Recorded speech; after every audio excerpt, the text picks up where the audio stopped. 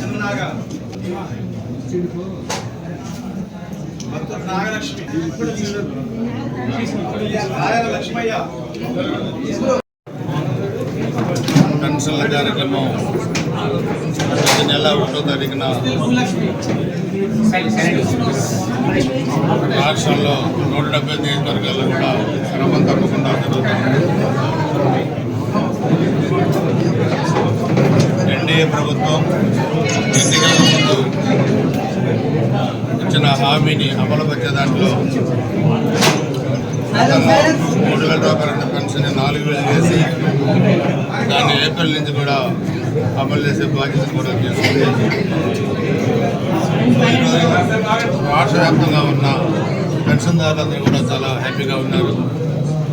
అదేవిధంగా ఎంప్లాయీస్ కూడా 1వ తారీఖునే శాలరీస్ కూడా ప్రభుత్వం ఇస్తూ ఉంది. గతంలో నెలాఖరు కూడా శాలరీస్ ఇచ్చే పరిస్థితి లేదు. సో ఈరోజు రాష్ట్ర వ్యాప్తంగా కూడా అనేక సమస్యలు ఈ ప్రభుత్వం ముందు ఉన్నాయి. గత వైసీపీ 5 సంవత్సరాల పరిపాలనలో రాష్ట్రంలో రోడ్లు అధ్వానంగా తయారైపోయినాయి, కాలువలు అధ్వానంగా తయారైపోయినాయి. అస్తవ్యస్తమైన పరిపాలనతో ఈరోజు రాష్ట్రంతో ఇబ్బంది పడే పరిస్థితుల్లో ఈరోజు ఈ ప్రభుత్వం నిధులు కేటాయించి రోడ్ల మరమ్మతులు కానీ, కాలువల రిపేర్లు కానీ,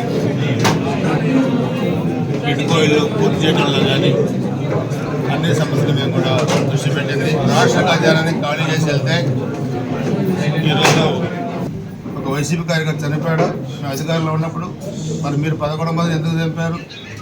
8 మంది పిల్లలు ఎందుకు చనిపోయారు? 60-70 మంది కాల్ చేతులు విరగొట్టారు, భూములు ఆక్రమించుకున్నారు. అన్ని ఎంక్వైరీలో నడుస్తూ ఉన్నాయి. ఇప్పుడు అంటే గవర్నమెంట్ వచ్చిన 3 నెలల్లోనే మళ్ళీ తిరిగి మా మీద దాడులు, పోలీసుల మీద దాడులు. పద్ధతులు మార్చుకోకపోతే చాలా తీవ్రమైన పరిణామాలు ఎదుర్కోవాల్సిన పరిస్థితి వచ్చింది. మిమ్మల్ని దేవుడు కూడా కాపాడలేదు. మళ్ళీ చెప్తున్నాను మీకు, మరలా గతంలో కూడా చెప్పాను, ఎన్నికల ముందు కూడా చెప్పాను. తెరపతినేని శ్రీనివాసరావు అని మంచికల్ శ్రీనివాసరావు తయారు చేద్దని చెప్పాను. మీరు ఆ పరిస్థితి రానివ్వకండి. వచ్చిన రోజు మీకు చెప్పుకోవడానికి ఏం మిగలదు కూడా. మళ్ళీ చెప్తున్నాను, మీడియా ముందు ఓపెన్గా చెప్తున్నాను. పద్ధతులు మార్చుకోకపోతే మీ వైసీపీ వాళ్ళకి మీకు చెప్పుకోవడానికి కూడా ఏం మిగలదు. సంయమనం పాటిస్తున్నాం. అది మీరు చేతకాంతనంగానో ఇంకోగానో భావిస్తే మాకు చెప్పడానికి కూడా ఎవరు లేరు. ఇంకా బీ కేర్ఫుల్. ఒళ్ళు దగ్గర పెట్టుకొని మీ పనులు మీరు చేసుకోండి. అందరిని గ్రామాల్లోకి రమ్మన్నాం, పిల్లలను చదివించుకోమన్నాం, వ్యవసాయం చేసుకోమన్నాం, వ్యాపారం చేసుకోమన్నాం. ఒళ్ళు దగ్గర పెట్టుకొని మీ పనులు మీరు చేసుకోండి. జాగ్రత్త. నేను కార్యకర్తలు కూడా చెప్తున్నాను, రెచ్చగొట్టే పనులు చేసినా మీరు సంయమనం పాటించండి. వాళ్ళని ఏం చేయాలో చట్ట ప్రకారం చర్యలు తీసుకుంటాం.